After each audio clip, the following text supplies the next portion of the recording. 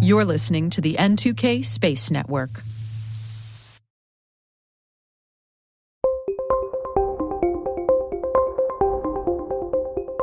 Welcome to T-Minus Career Notes.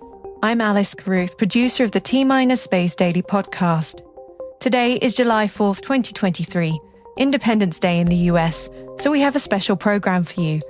Career Notes explores the pathways of some of the most influential leaders in aerospace. Our guest for today broke through the glass ceiling to the stars. Colonel Eileen Collins was a test pilot for the US Air Force, a NASA astronaut, and the first American woman to command a space mission. Here is her story in her own words.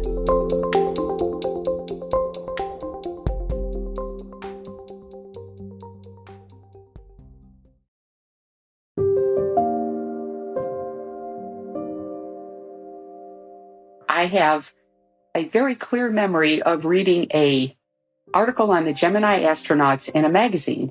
I was sitting at my desk. I was in fourth grade, and I saw pictures of these men, very cool guys, that were dressed up in their flight suits and their pressure suits. And the story was about what are astronauts. And I'm a little kid thinking, this is exactly what I want to do.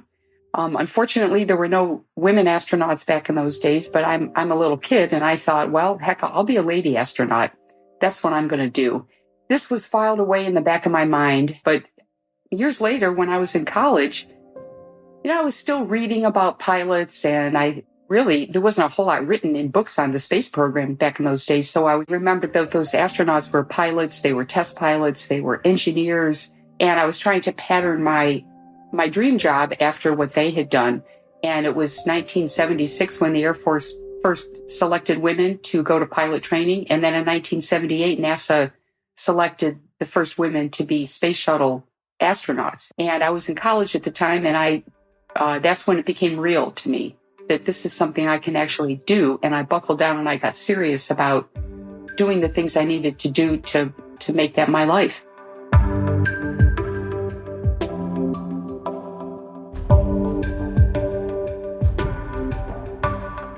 I was an explorer, and my family lived on the outskirts of our town, Elmira, New York, but we lived in government-subsidized housing. We lived very close to other families, and there were other children in the neighborhood, but I just happened to be really, of the kids I hung around with, I was the oldest.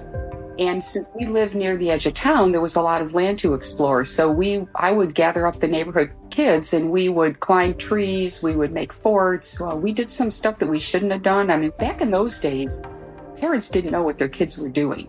I mean, it's a different world today. I would never let my kids out of my sight.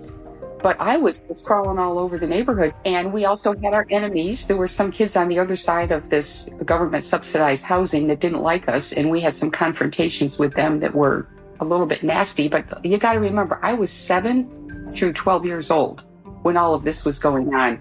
And I learned to be, I think I learned some leadership skills there. I learned how to defend my little sister against the bad girls on the other side of town.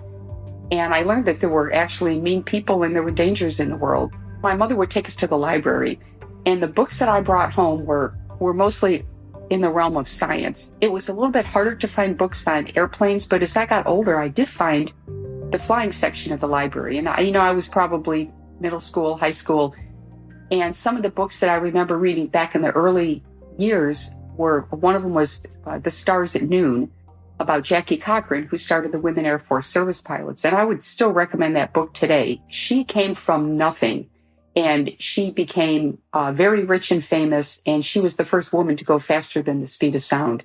So that was one book that really inspired me. I read a book called God is My Co-Pilot, and it's a story about the American pilots that flew in China during World War II. If you remember, China was our ally back in World War II. And then from there, I found more and more books on flying, whether it was fiction or nonfiction, and I really got into history.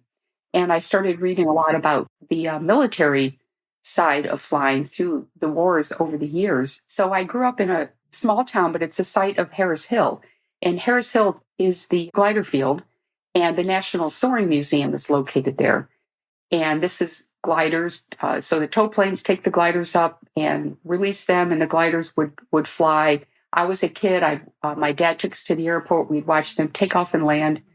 My dad also took us to the commercial airport where we'd watch the airliners take off and land. I want to say it was cheap entertainment. And we'd get the root beer over at the A&W root beer stand. And that's what they were known for back in those days. And we'd go out and watch the airplanes fly. And that was a really special time for my family to do things like that. And I decided I wanted to be a pilot.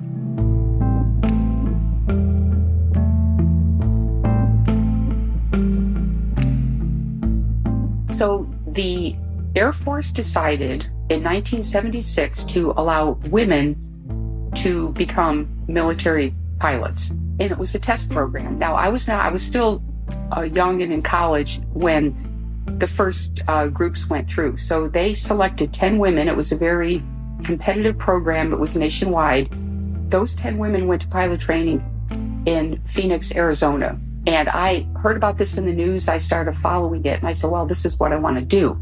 My senior year in college, I'm in ROTC, which is the Reserve Officer Training Corps. And I'm on track to be commissioned as a second lieutenant. And the job they had set up for me, back then we called it Strategic Air Command. And I was going to be a computer systems design engineer. I was going to work in missile targeting. I mean, that's what the Air Force had me set up for. This is back during the Cold War. And it was 1978. Well, this test program then opened up to women just graduating from college. So I became eligible. In previous, you had to be on active duty. So now the younger women, I was 21 years old, were now eligible. So my professor of aerospace studies sent my name in, and there were about 100 women from around the country, and 8 of us were selected. This, to me, was a massive dream come true. I mean, this was a huge turning point in my life when I was selected for this program. And of the 8 of us, 4 went to Arizona, where the other women had trained, and 4 of us went to Vance Air Force Base in Oklahoma, and we were the first 4 women to ever go through pilot training there. The times that I spent at Vance as one of the first women to ever train there, I wrote a whole chapter on it in my book because there were so many interesting stories that happened and how the men accepted us and some that didn't accept us. But it was, to me, just a dream come true because now I'm 21 years old and I'm flying jets. And I went solo in jet aircraft, the T-37 and T-38, at the age of 21. It's a huge amount of responsibility to give to somebody at that age. At that point, I was a college graduate, but I was living my dream.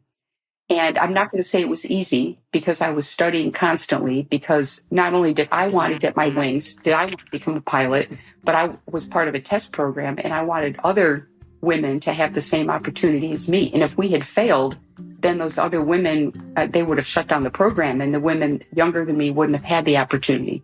So we were doing it for ourselves as well as other women.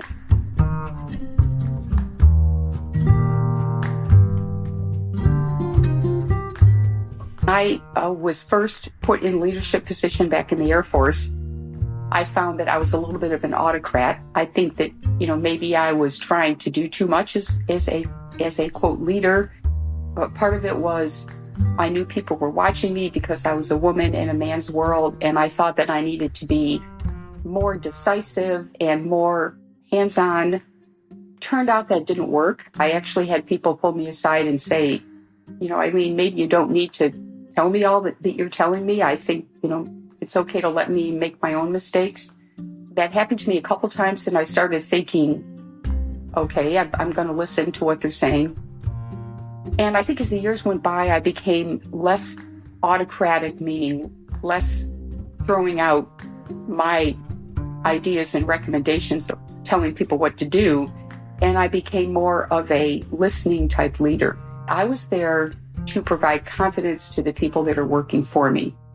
And through not just my words, but through my actions and the way I carry myself, in the way I look people in the eye, in the way I listen to them. And my decision-making skills were needed when there was conflict. And I had to learn to let people do their job, let them make their own decisions, let them have their own authority over what they're doing, and they will be more interested and they'll be happier in their job and they will be more productive. If there is a conflict, somewhere in an office or somewhere between, some of the groups that work for you, I encourage them to come to me and I'll help them resolve the conflict. And so I found that later in my career, the skills I needed were to be a good listener, to be humble. So my people were willing to come to me. I didn't want to be intimidating them. Sometimes I think if you're like one of the few women or even the only woman in charge in your office, you feel pressure to get out there and perform. You really just need to be there and provide confidence. That's what mothers do, and that's what teachers do. Like my mom, she was a great mom, but she made mistakes. So I would think about what my mom do that I liked and didn't like. And, in the sense of being a strong woman, not trying to be a guy, but trying to just be who you are, but yet being a strong woman. And I found that the guys really, the men that worked for me really liked the leadership style of, I'm there, I'm in touch with my management, I can resolve problems. And please come to me because I will never intimidate people. I'll never say to somebody, oh, you should know that. What are you asking me that for? You should know that. I know people that do that. And I think that's a weak leadership style. So I think that's the type of leader I became towards the end of my career. And I wish I had known that when I was younger.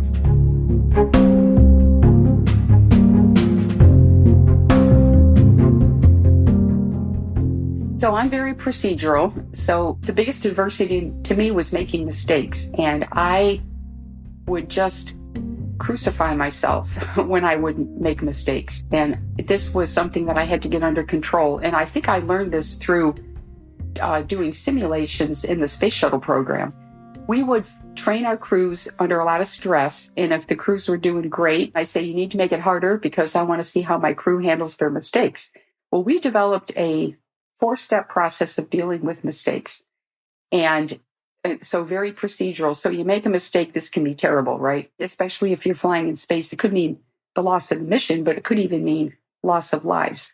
So we developed a 4-step process of dealing with mistakes. Number 1, you admit your mistake to yourself or to whoever needs to know. Number 2, you fix it. Number 3, you eventually do something to prevent that mistake from happening again to you or someone else. And then the 4th is you move on.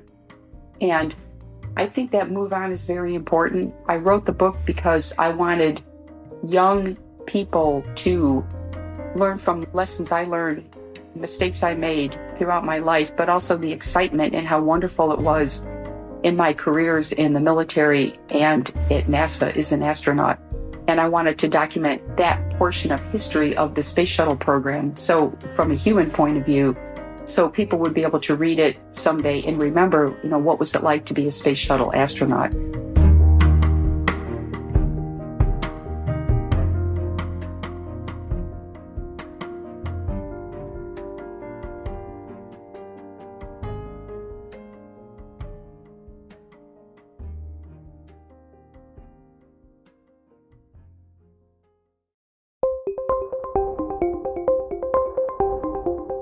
That's it for T-Minus for July 4th, 2023.